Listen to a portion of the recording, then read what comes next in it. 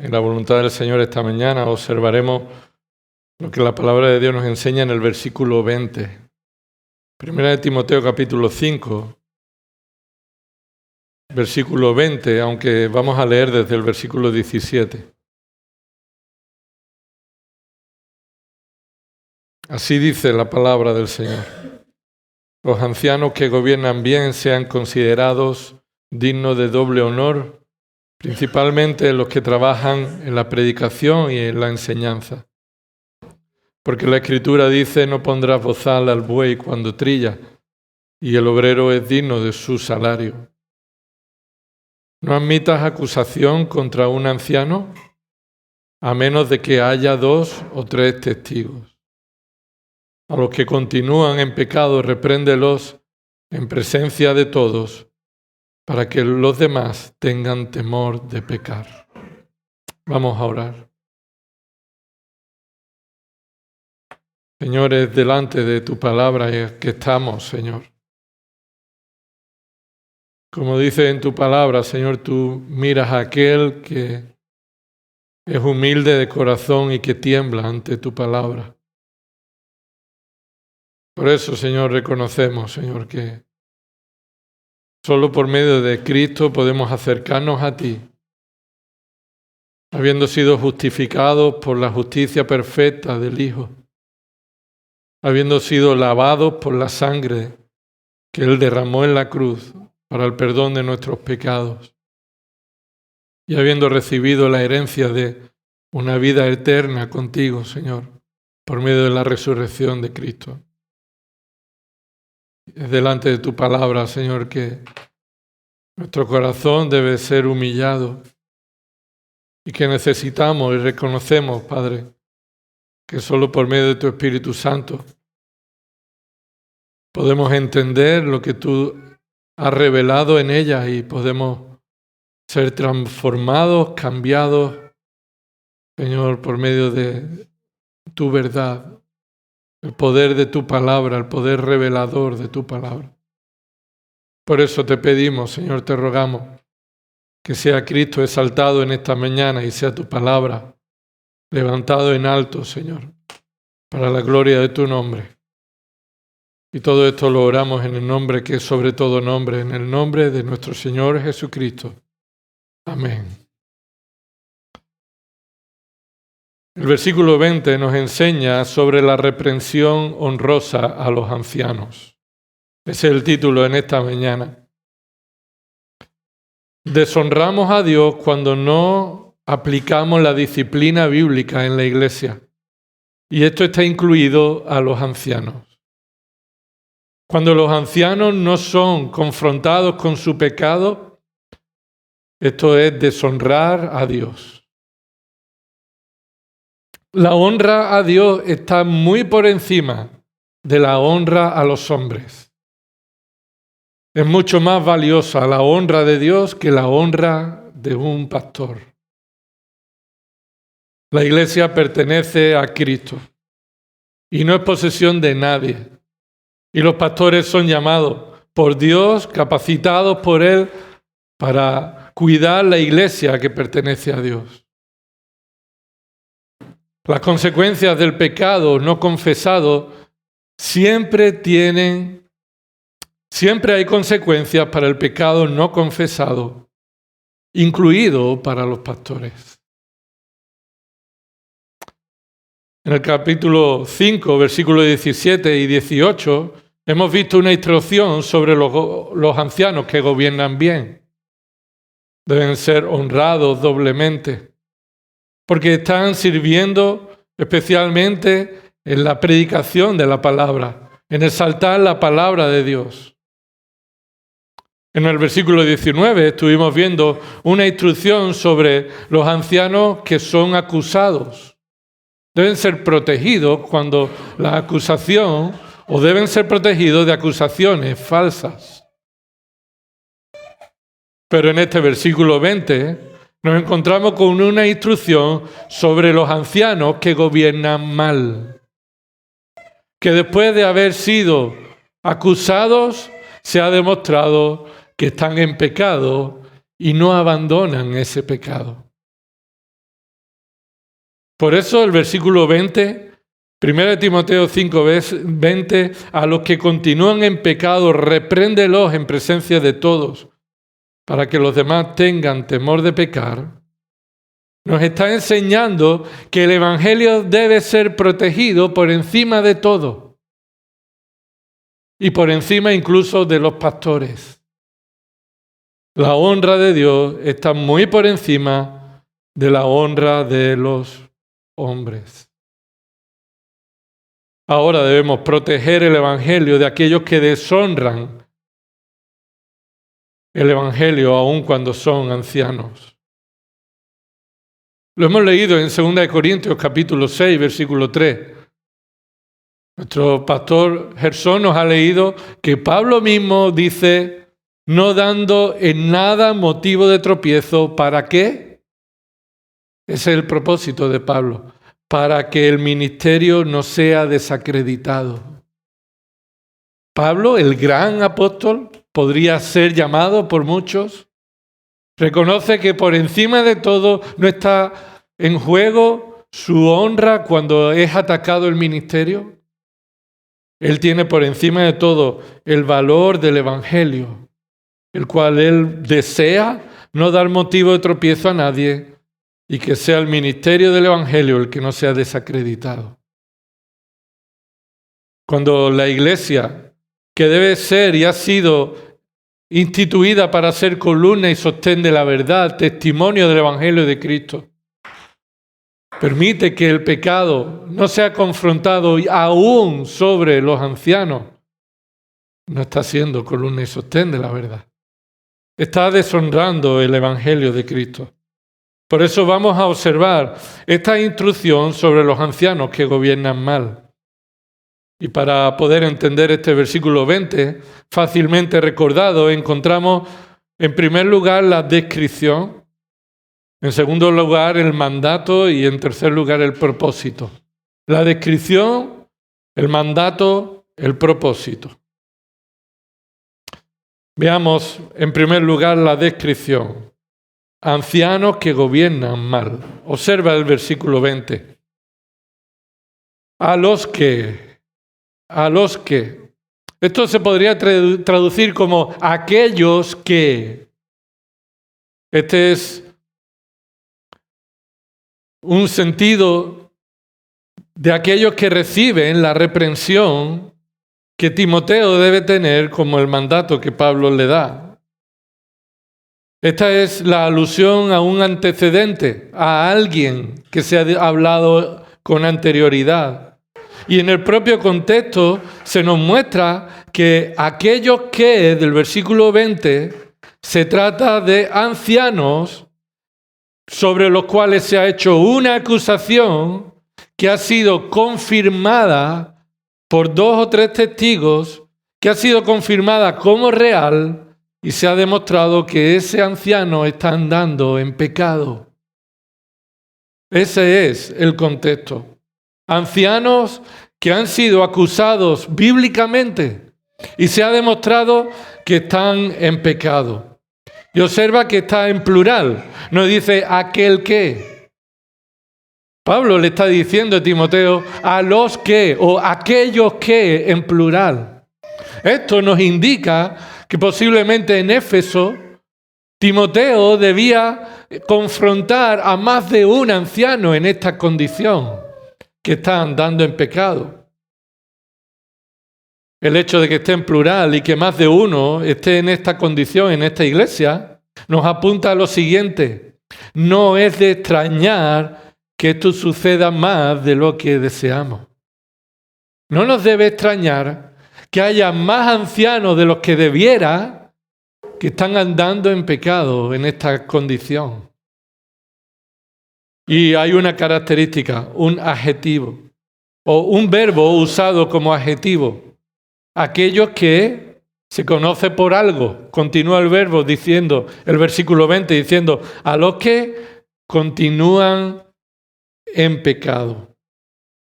Este verbo está en forma presente, lo cual indica una realidad continua, no una realidad puntual.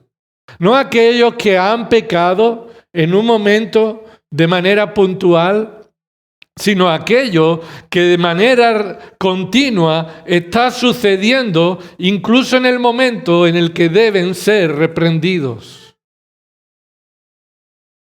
Esta es la única ocasión en que en todo el Nuevo Testamento se usa este verbo en tiempo presente y en forma de participio, que es como si fuera un adjetivo, distingue o caracteriza a tal persona. Se debe traducir como aquel que pecando, que estando pecando y continúa pecando. Esa palabra, en nuestra traducción, versículo 20, a los que continúan, esa palabra continúan no está en el original, sino que ha sido añadido para expresarnos que el énfasis del verbo es que están pecando y no se han arrepentido. Así que aquí nos encontramos a un anciano que ha sido confrontado bíblicamente, que después de aplicar Mateo 18 en un nivel especial de respaldo de la acusación, no con 1 o 2 testigos, sino con 2 o 3 testigos de un pecado concreto, esta persona ha sido confrontada y continúa pecando. Estos son pecados generales, por supuesto. Pero de manera especial a estos ancianos se refieren también a pecados que los descalifican para el ministerio, los cuales encontramos en 1 Timoteo capítulo 3 y en Tito capítulo 1. Escucha, el pecado en la vida del pastor no debe ser pasado por alto. El pecado en la vida del pastor no debe ser pasado por alto. La santidad conviene a tu casa, dice el Salmo 93, 5. El salmista está expresando que en la presencia de Dios, aquellos que sirven a Dios deben acercarse reconociendo que no pueden hacerlo sin una vida de santidad. Esto se ilustraba en la forma en que los sacerdotes se vestían. Ellos se vestían con una ropa sin mezcla de telas, y con una ropa blanca que representa la santidad que requiere acercarse a Dios. Y por supuesto aquellos que servían al ministerio sacerdotal del Antiguo Testamento estaban mostrando el testimonio de sus vidas requerida para servir a Dios. Ahora, todos estamos pecando. Sin duda, todos pecamos. Yo ya he pecado a esta hora del día, de diferentes maneras. Pero eso no nos caracteriza como personas que permanecen en el pecado. Y esta es la característica de esta persona, de este anciano. Aquellos que continúan en pecado.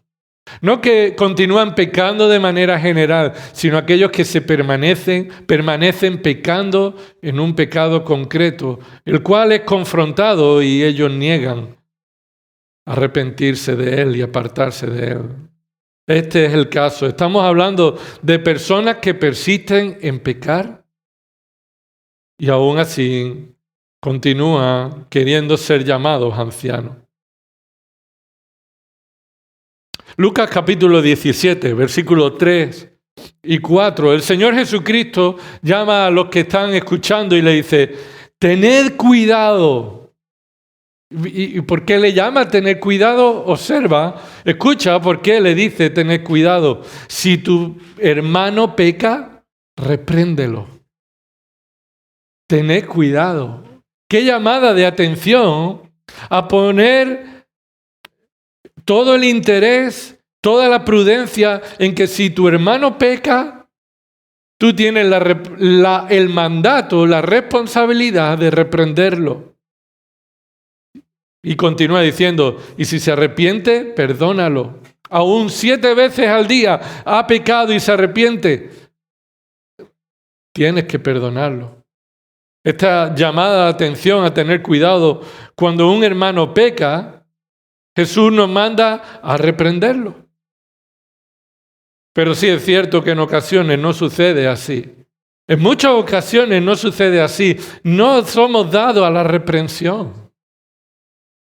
En muchas ocasiones no reprendemos porque hemos creído, equivocadamente, pero hemos creído que para reprender a otros nosotros debemos ser perfectos. Y así se nos ha hecho ver cuando alguna vez, en alguna ocasión, hemos reprendido a alguna persona por su pecado y nos ha dicho, ¿quién crees tú que eres? ¿Te crees tú mejor que yo? Y es por supuesto que antes de confrontar a nadie con el pecado, Mateo 7 nos dice que debemos examinar nuestro ojo, nuestra condición, para ver la viga que hay en nuestro ojo. Y dice, y después de quitar la viga, poder acercarse al hermano para quitar la mota. Pero el mandato es claro.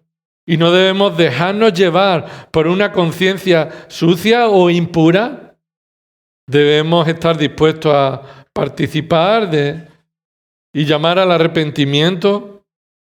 Primero personalmente, un arrepentimiento personal, para llevar también a nuestros hermanos a esta condición. Juan capítulo 5, versículo 14, después de que Jesús ha sanado a un paralítico, y ese paralítico lleva la cama a cuestas, los fariseos lo ven y le dicen, ¿tú qué haces, que es día de reposo, llevando la cama a cuestas? Jesús se encuentra con este hombre y le dice esto, escucha, Juan 5:14, mira, has sido sanado. Y le dice, no peques más, para que no te suceda algo peor. Así que Jesús advierte sobre la consecuencia de tomar en poco el pecado y negar el arrepentimiento que por medio de Cristo nosotros podemos apartarnos del pecado. Primera de Corintios capítulo 15, versículo 34 dice, sed sobrios como conviene, esto es como conviene de creyente, como es la característica de un creyente, sed sobrios. Primera de Corintios 15, 34 y continúa diciendo, sed sobrio y dejad de pecar. Porque algunos no tienen conocimiento de Dios, para vergüenza vuestra lo digo. Y este era el caso en la iglesia de Éfeso, que hasta aquellos que son reconocidos ancianos no eran sobrios, no mostraban la característica de un creyente. No solamente ellos estaban pecando, sino que habían caído en la vergüenza de no arrepentirse de su pecado. Pero seguían siendo ancianos. Seguían siendo ancianos. Dejar de pecar es un mandato que se debe cumplir por aquellos que son sobrios según la voluntad de Dios, incluso aquellos que son pastores. Ser un pastor de una iglesia no te da licencia para pecar sin consecuencias. Tito capítulo 3, versículo 9. Pablo le escribe a Tito y le dice, evita controversias, necias genealogías, contienda y discusiones acerca de la ley, porque son sin provecho y sin valor. Y ahí Pablo le está diciendo que una persona que peca causando divisiones y no respondiendo repetidamente, Tito capítulo 3, versículo 9, no es el texto que yo he leído el 9, pero el versículo 10 dice, al que cause divisiones después de la primera y segunda amonestación, deséchalo. Así que el pecado que es confrontado, pero que no está produciendo el arrepentimiento genuino de un creyente, debe ser confrontado hasta tal punto que debe ser desechado, incluso si es un pastor, también un pastor. Hebreos capítulo 10, versículo 26. Porque si continuamos pecando deliberadamente después de haber recibido el conocimiento de la verdad, ya no queda sacrificio alguno para los pecados. Pecar deliberadamente después de haber recibido el conocimiento de la verdad y a rechazar el arrepentimiento que en Cristo tenemos, para tal persona ya no queda. Y el hecho de tener a Cristo como sumo sacerdote ya es razón suficiente, según el contexto de Hebreos 10, para acercarnos al trono de la gracia por medio de Cristo y confesar nuestros pecados.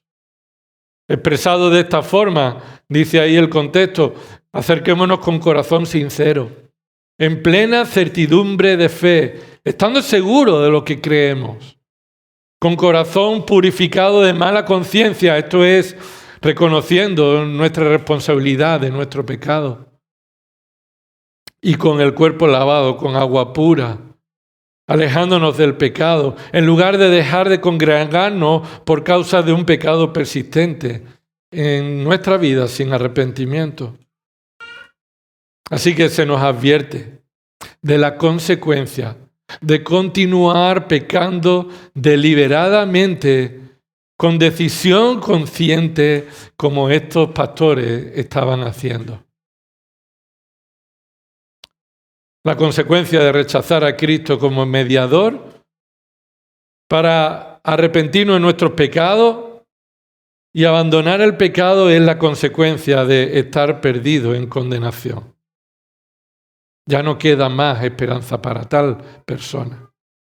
Si alguien que peca rechaza a Cristo como su mediador y no se arrepiente de su pecado y no acude a Cristo para ser salvado, no le queda más esperanza, no hay nada más para él.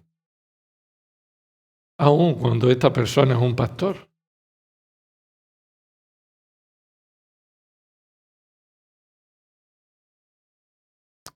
Primera de Juan, acompáñame a Primera de Juan capítulo 3.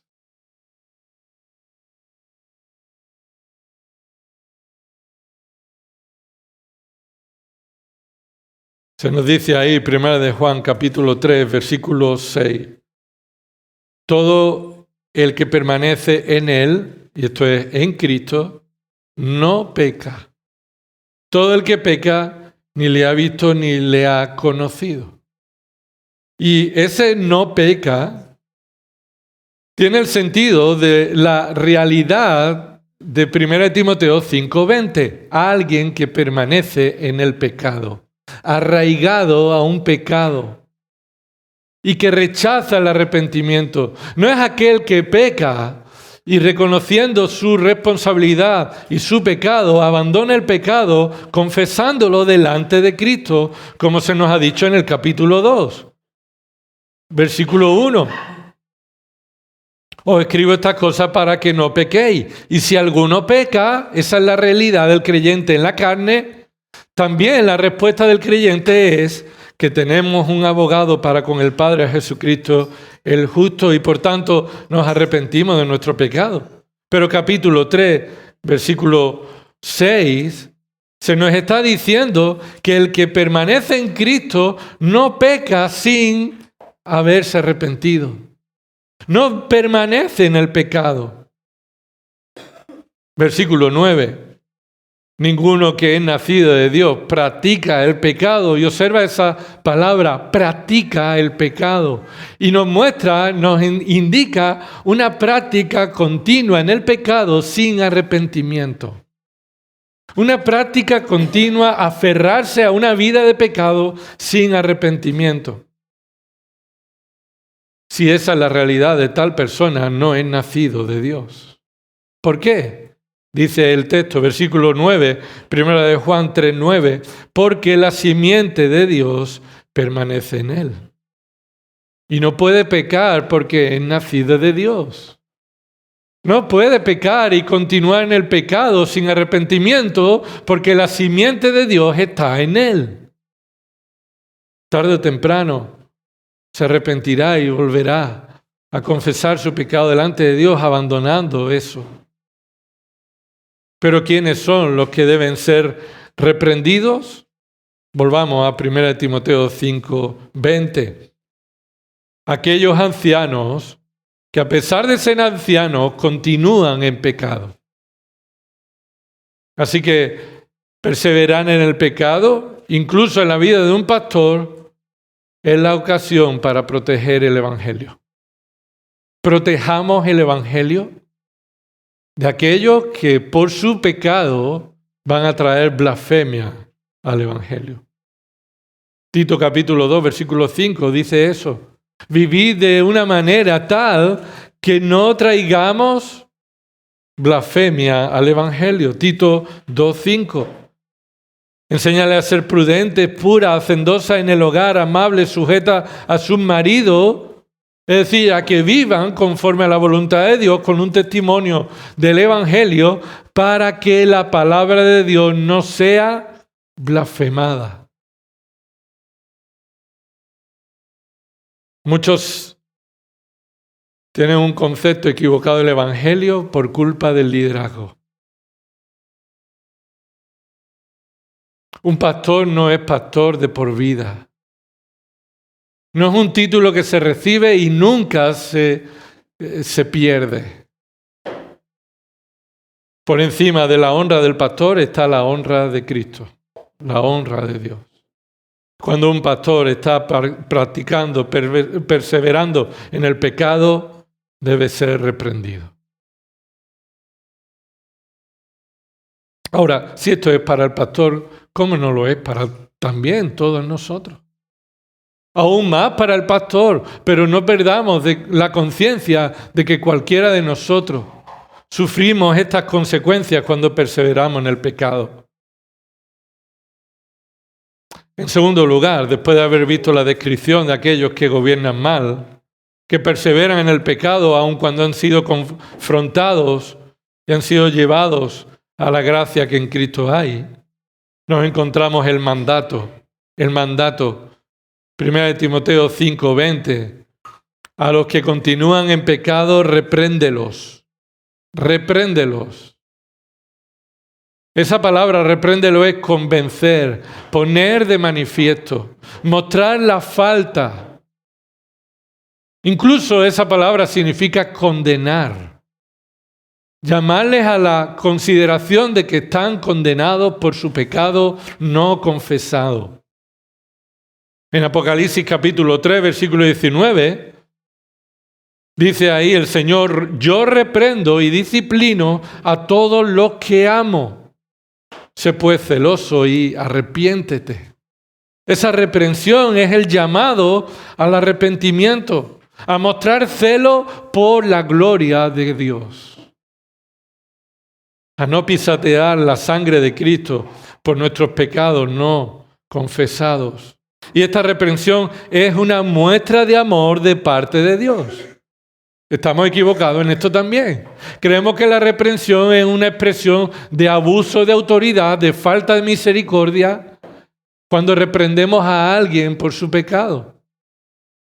Pero Dios muestra su amor para con sus hijos, ¿cómo?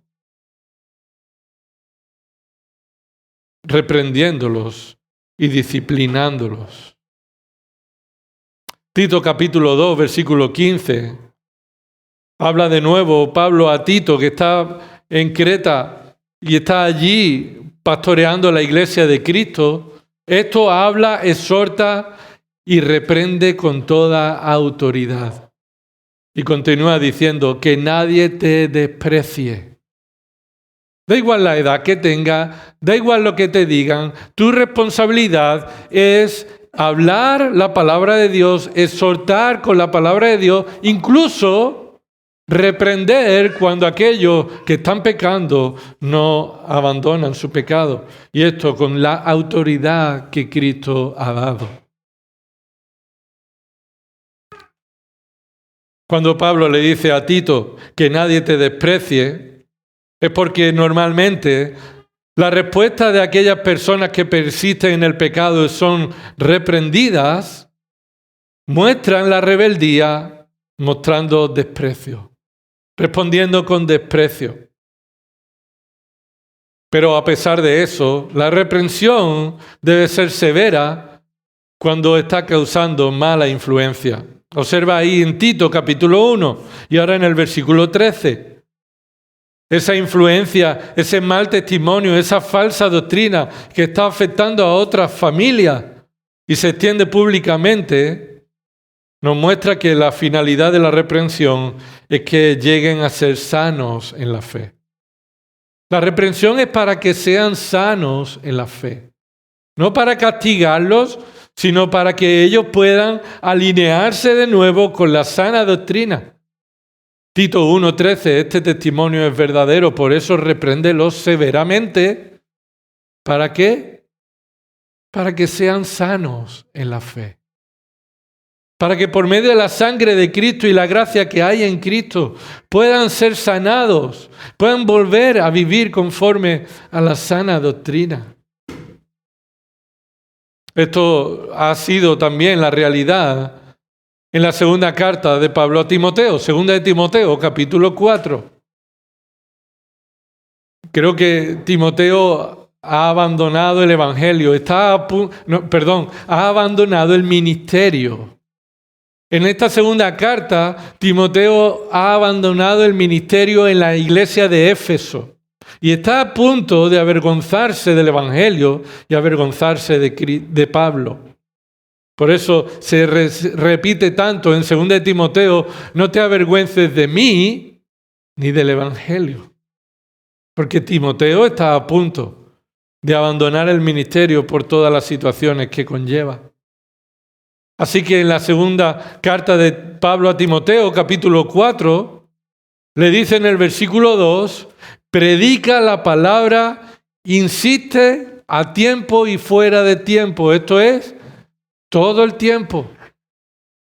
Redarguye y dice reprende, exhorta con mucha o con toda paciencia e instrucción.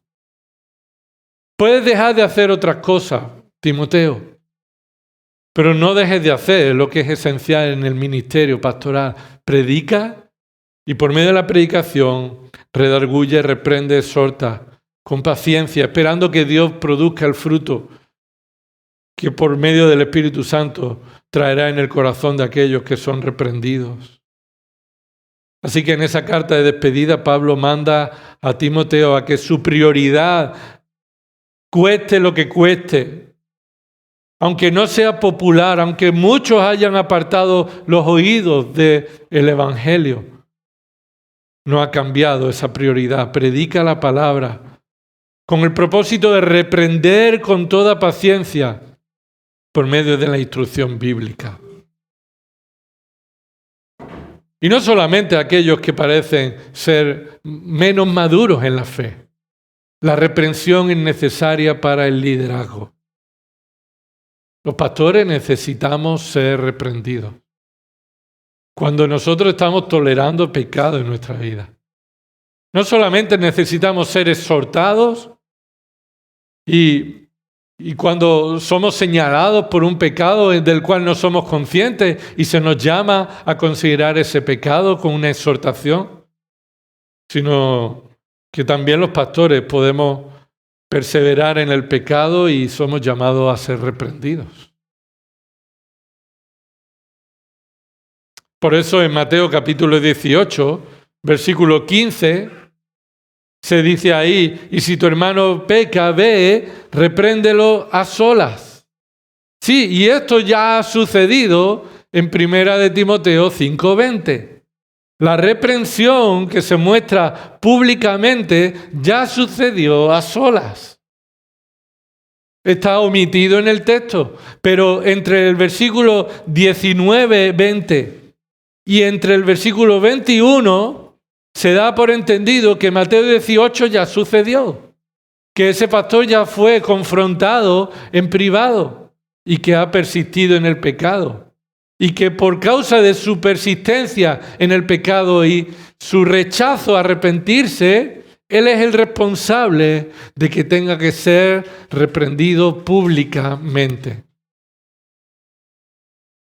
Esa reprensión es progresiva y a medida que el pecador se resiste al arrepentimiento, esta reprensión se va haciendo pública. Por eso dice en el versículo 20, 1 Timoteo 5:20, a los que continúan en pecado, y así ahí se asume que ya se le ha reprendido en privado, repréndelo en presencia de todos. Y ahora vamos a ver qué significa esto, en presencia de todos. En presencia de todos. ¿Qué significa en presencia de todos? Significa en presencia de la congregación. Delante de la congregación. Aun cuando ese pastor no esté presente, que puede ser el caso, que no solamente ha persistido en el pecado, sino que sabiendo lo que la palabra de Dios dice, evita ser confrontado públicamente. Esta reprensión debe hacerse delante de todos los que forman parte de la congregación. Aquellos que están siendo pastoreados por este pastor deben conocer lo que está sucediendo con él. Es más importante la honra del Evangelio que la honra de ese hombre.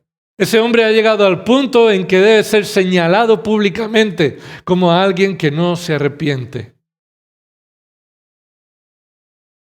Por el hecho de ser un pastor. No deben tratarse las cosas en secreto y en privado y no sacarlas al conocimiento de la congregación por ningún motivo. Ahora, esta reprensión pública no es el apedreamiento público. No es sin falta de misericordia. No es para traer sobre él una acción sin amor, sino como hemos leído antes, para que sean sanos en la fe. Probablemente este anciano, por algún pecado que es confrontado, ya no será más anciano en la congregación. Pero esa persona es llamada al arrepentimiento y dependiendo del contexto, podrá continuar siendo miembro de la congregación de la iglesia. Juan capítulo 3, versículo 20. Ahí el Señor está mostrando que el impío es el que hace lo malo y odia la luz. Y no quiere venir a la luz para que sus acciones malas no sean reprendidas. Esta es la razón por la que los pecadores no creen. Porque no quieren, como se nos ha dicho en Juan también 8. Vosotros no escucháis mi palabra porque no sois hijos de Dios. Sois hijos del diablo. Y aquellos que no quieren arrepentirse de sus pecados, no quieren ser tampoco confrontados con el pecado. Así que esta reprensión es necesaria públicamente porque ya ha llegado a un punto que va a afectar al testimonio de Dios y a la iglesia y a la congregación. Ya esta persona ha llegado al punto en que está rechazando ser confrontado y está mostrando la naturaleza de su pecado. Efesios capítulo 5, versículo 13, nos dice, pero todas las cosas se hacen visibles cuando son expuestas por la luz. Pues todo lo que se hace visible es luz. Aquí en el contexto, Pablo está mostrando que las cosas que se hacen en secreto no dejarán de ser reprendidas porque estén en secreto, ni porque sean hechas por un anciano y sean pocos los que la conocen, sino que es necesario que estos pecados sean confrontados con la luz de Cristo para ver la gravedad de nuestro pecado. Y para que en absoluta necesidad de su gracia, de la gracia de Dios, aquellas personas sean llamadas al arrepentimiento y abandonen ese pecado que aún se comete en secreto. Así que debe ser reprendido públicamente. Ese pecado debe ser señalado públicamente en la congregación. ¿Por qué? Observa en tercer lugar, después de haber visto la descripción, los ancianos que gobiernan mal, que persisten en el pecado y no se arrepienten. Se llama a que se le reprenda públicamente, se le llame al arrepentimiento de manera pública. ¿Por qué? Por el propósito.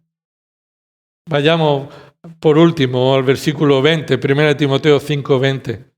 Porque todo tiene un propósito. Dice el versículo 20, para que tengan temor de pecar. Para que tengan temor de pecar.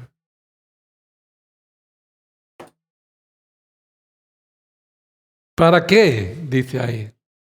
La reprensión tiene un propósito. Reprender a un pastor públicamente que no se arrepiente de su pecado debe hacerse en público. De nuevo, dentro del conocimiento de la congregación que pastorea y puesto en público también cuando su ministerio trasciende a otras iglesias. La disciplina no es un castigo sin sentido o que solo es útil para quien lo recibe. Muchos somos los que somos bendecidos por la aplicación de la disciplina bíblica, sin acepción de persona. A pesar de que es pastor, esta persona debe ser reprendida públicamente porque el propósito es bendecir ¿a quién? Observa que el foco no se pone en este pastor que persiste en el pecado, sino en el resto de personas. Este propósito tiene dos características. En primer lugar, los receptores del propósito, los que reciben el propósito. ¿Para qué? Para que algo suceda, pero en primer lugar, ¿para quién va a suceder eso? Los receptores del propósito son los demás. Para que los demás. ¿Quiénes son los demás? En primer lugar, debemos observar que esta instrucción, el propósito no se centra en la persona que es confrontada. Aquí no se está diciendo para que él se arrepienta, aunque en otros pasajes hemos visto que debe ser la motivación. Aquí en el texto se está enfatizando que el propósito va más allá de la persona que es confrontada y va más allá hacia la congregación, hacia el resto de pastores. Ahora, veamos en concreto que la palabra los demás es muy específica. Para que los demás es muy específica, aunque parece genérica. Los demás, ¿a quién se refiere los demás? Se refiere a un grupo de personas en especial, porque tiene ese artículo determinado, los demás. No cualquier demás, no es todo en general, sino los demás. Un grupo específico que hay una utilidad concreta en la reprensión pública aún sobre el pastorado sin acepción de personas. En segundo lugar, esa palabra los demás, esa palabra demás es un adjetivo. Es un adjetivo y esto es muy importante porque no es una palabra que habla de personas en general, es una palabra que habla de personas en particular, con un adjetivo. Ahora, los demás, ¿a qué se refiere este adjetivo? En primer lugar, no se refiere en general a los todos. Observa el versículo 20. Repréndelo en presencia de todos. Y ese los demás no se refiere a ese mismo grupo, todos, sino que dentro del todos hay un grupo más específico, determinado, que se llaman los demás. Y tienen un adjetivo. ¿Qué adjetivo es? Este adjetivo se relaciona con aquello, escucha, que tienen la misma característica que el anciano que es reprendido. Aquellos que son como él. Para que aquellos que son como él, que están entre toda la congregación, reciban este propósito. Los que continúan en pecado sin arrepentirse. Y aunque no son ancianos, vean a un anciano que es reprendido por un pecado y no se arrepiente, para que aquellos que están dentro de la congregación y se resisten a arrepentirse, reconozcan que las consecuencias del pecado son inevitables. Son inevitables. A tales personas que están en pecado, sin arrepentimiento, pero todavía no han sido confrontados con su pecado, están cómodos todavía porque están en privado. No se ha salido a la luz. Y vean que en la vida de un pastor tampoco se ha mantenido en privado. Y que por ser pastor no se le pasa la mano por encima, sino que el Evangelio de Cristo debe ser protegido por personas que dicen ser creyentes, pero viven en el pecado y permanecen en el pecado como si nada. Y rechazan la gracia que en Cristo hay para el perdón de los pecados. Para aquellas personas hay un propósito. ¿Cuál es el propósito? Para los que están en pecado y no se han arrepentido y ven que públicamente un anciano es reprendido por un pecado no arrepentido. Este es el resultado del propósito. Hemos visto a aquellos que reciben el propósito de la reprensión pública, ahora es el resultado. Versículo 20. Para que tengan temor. De pecar no está en el texto original, pero se añade porque el texto original alude temor de estar en la condición de esa persona, ese anciano que está pecando. Y aquellos que están como él, pecando sin arrepentirse, tengan temor de las consecuencias del pecado no confesado. Para que tengan se refiere a una acción continua, activa, algo que va a producir un cambio. Para que tengan la intención de que uno mismo responda con temor. Es un verbo, tener temor es un verbo en activo, es decir, para que una persona responda activamente teniendo temor. Ese verbo que tenga es un modo subjuntivo. ¿Qué significa subjuntivo? No es presente, no es real en todo, sino que está en un modo subjuntivo que presenta una posibilidad. En el caso de que alguien esté en una situación de arrepentimiento, de pecado sin arrepentimiento, esta persona pueda, llegado el caso, tener temor. Somos responsables de cómo respondemos al Evangelio. Si te aferras a tu conciencia de no haber pecado delante de Dios, si te aferras a tu condición de compararte con otros que son peores y decir yo no tengo un pecado del que tenga que confesarme delante de nadie, entonces no eres responsable de no tener el temor que merece el pecado. El temor a Dios. El temor de las consecuencias del pecado.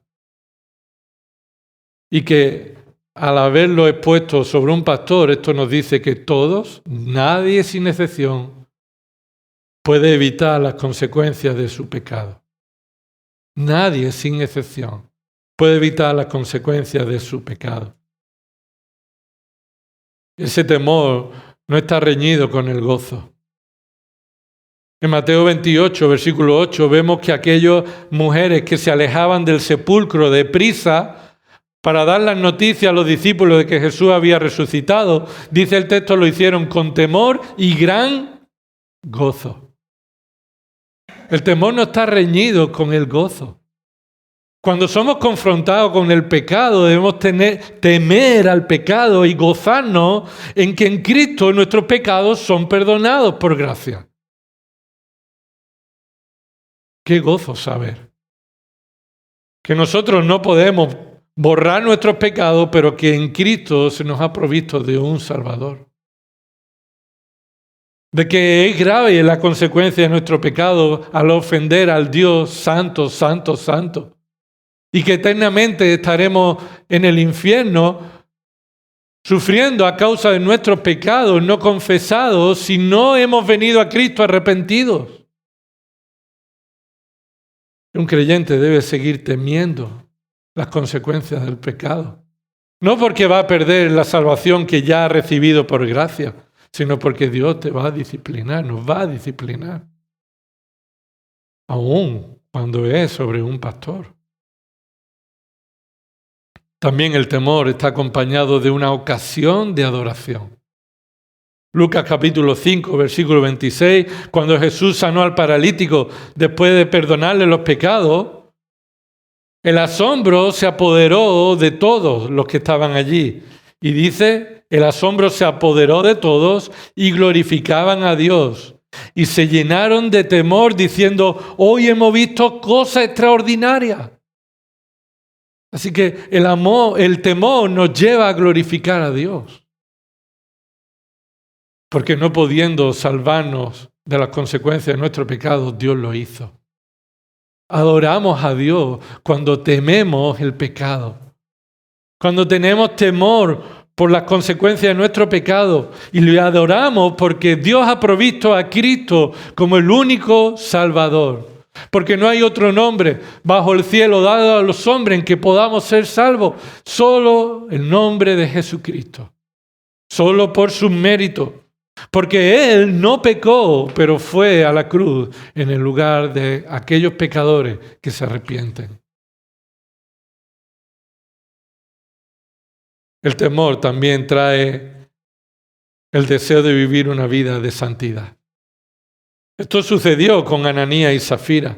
En Hechos capítulo 5, versículos del 1 al 12, la disciplina que el Espíritu Santo aplicó por medio de los apóstoles en la iglesia frente al pecado no arrepentido de este matrimonio, un pecado que estaba en privado, tuvo como consecuencia la muerte inmediata de ese matrimonio. ¿Y qué sucedió?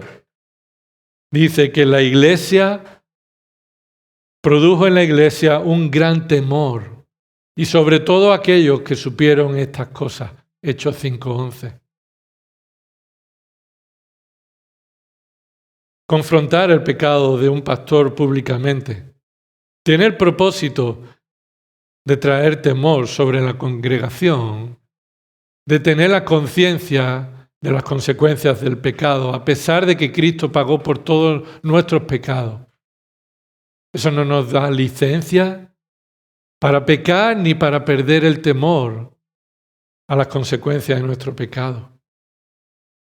Así que no pierdas el miedo al pecado. Y si el pecado no te da miedo, ten miedo. A veces tenemos miedo cuando el médico nos da un diagnóstico de una enfermedad que sabemos que hay un gran porcentaje de que lleve a la muerte.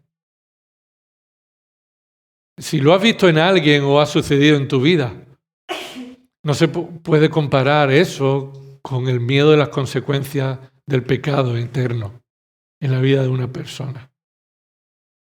No hay medicamento, no hay tratamiento que pueda salvarte de las consecuencias de tu pecado si no es por medio de Cristo, sus méritos. Por eso, si tú no has creído en Cristo como tu Señor y Salvador, estás en grave problema. Estás en peligro de muerte en cualquier momento. Y no una muerte física solamente, sino una muerte eterna separado de toda gracia de Dios y sufriendo eternamente las consecuencias de nuestra ofensa a Dios, de nuestro pecado. ¿Qué tengo que hacer?, decían aquellos que escucharan la predicación de Pedro. ¿Qué haremos? La respuesta es simple: arrepentíos. Y creed en el Evangelio, creed en Cristo como Señor y Salvador. No pretendas borrar tu pecado con otra cosa, lo cual eso ya sigue siendo pecado. Sino que por medio de la obra que Cristo hizo en la cruz, tus pecados pueden ser perdonados.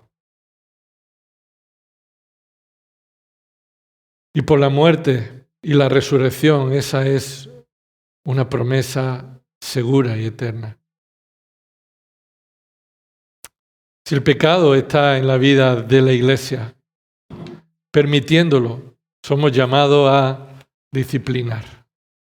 Por amor, con amor, llevando a los pecadores a Cristo, llamando al arrepentimiento por medio de la gracia que en Cristo hay. El miedo a la disciplina de Dios incluso administrada por medio de la iglesia local, es algo saludable para la iglesia. Temer las consecuencias de nuestro pecado nos lleva a Cristo. Porque por medio de Cristo podemos estar confiados que Él ha perdonado y sufrido las consecuencias de nuestro pecado. Nos lleva al arrepentimiento por la gracia que hay en Cristo. Y nos lleva a la dependencia en la oración, en el Espíritu, para que vivamos para su gloria. Es peligroso tolerar los pecados de nuestra vida y pensar que no sufriremos las consecuencias, aún sobre los pastores. Somos llamados a confrontar el pecado para proteger el testimonio de Cristo. La honra de Cristo está por encima de la honra de cualquier hombre o cualquier iglesia. El pastorado no es vitalicio. Cualquier persona puede ser quitado y debe ser quitado el ministerio cuando está pecando contra la voluntad de Dios sin arrepentimiento. Y cada uno de nosotros debemos tener temor de las consecuencias del pecado. ¿Cómo confrontar el pecado en nuestra vida? Quiero darte estos puntos finales. En primer lugar, para confrontar el pecado en tu propia vida, predícate el Evangelio. Predícate el Evangelio. Aplica el Evangelio a tu vida. Frente a la gravedad del pecado, no hay otra solución que ser perdonado por medio de Cristo. No como enseñan falsas religiones, que es hacer cosas religiosas.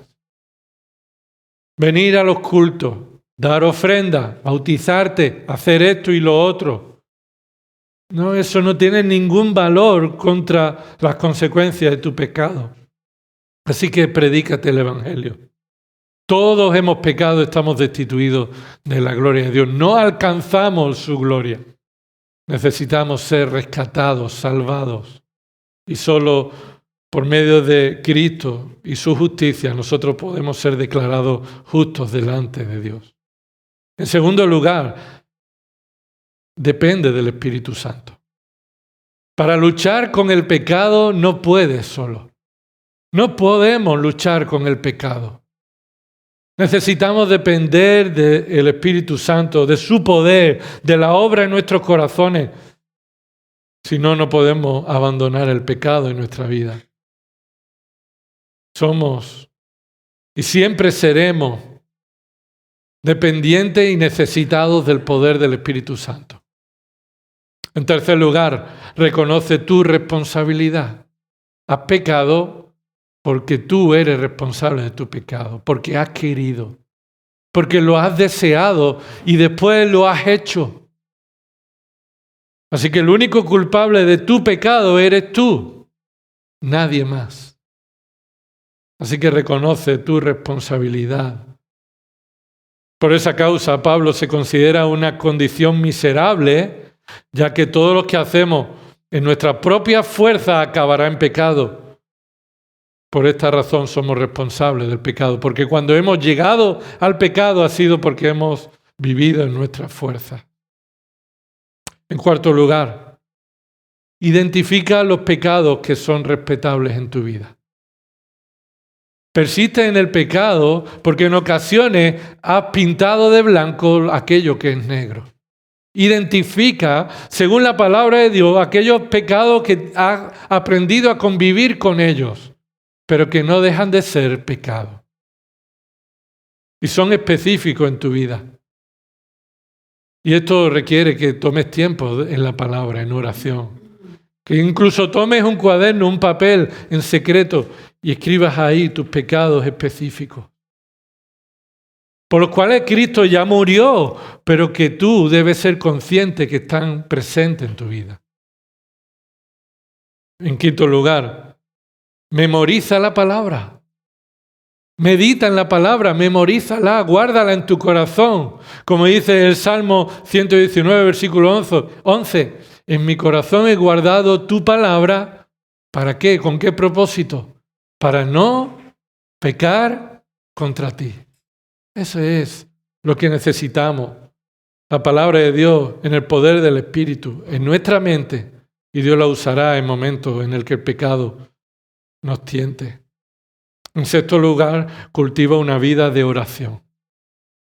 ¿Horas suficientes? No. ¿Oro suficiente? No. Necesitamos crecer, cultivar, tener una conversación con Dios por medio de Cristo, por medio de los méritos de Cristo y demostrar así nuestra dependencia de Dios. Una oración de adoración, una oración de confesión, una oración de gratitud, una oración conforme a la palabra de Dios. Así que cultiva una vida de oración. Por último, en ocasiones involucra a otros creyentes maduros para que te ayuden en esta lucha. En ocasiones necesitamos la ayuda de otra persona madura. Como dice Santiago 5:16 o 1 Tesalonicenses 5:11. Dios nos ha puesto en el cuerpo para que nos edifiquemos, intercedamos, incluso seamos reprendidos y animados, exhortados en amor. Y en ocasiones es necesario involucrar a uno o varios creyentes maduros para luchar con el pecado. Vamos a orar. Señor, te damos gloria a ti, aun cuando estamos en situaciones delicadas, incómodas, en que el pecado es confrontado, reprendido públicamente, es señalado públicamente. Y esto es señal de que hemos perdido el temor al pecado. Y hemos perdido nuestra consideración de la grandeza de tu santidad, las consecuencias del pecado en nuestras vidas. Señor, si hay alguien aquí sin Cristo y sin salvación, ten misericordia de él. Ten misericordia de tal persona y convéncele de su absoluta gravedad, su absoluta responsabilidad del pecado y las consecuencias que esto le trae en el presente y por la eternidad. Señor, gracias porque en Cristo tenemos el perdón de nuestros pecados, la reconciliación contigo. Señor, porque tú has borrado nuestros pecados y los has echado al fondo del mar. Señor, pero no permitas que nosotros perdamos el temor a las consecuencias del pecado que persiste en nosotros. Señor, llévanos al arrepentimiento. Y aún cuando esto sucede en la vida del liderazgo, Señor, que tu gloria y tu honra sea defendida por encima de cualquier persona. Todo esto oramos en el nombre de Jesús. Amén.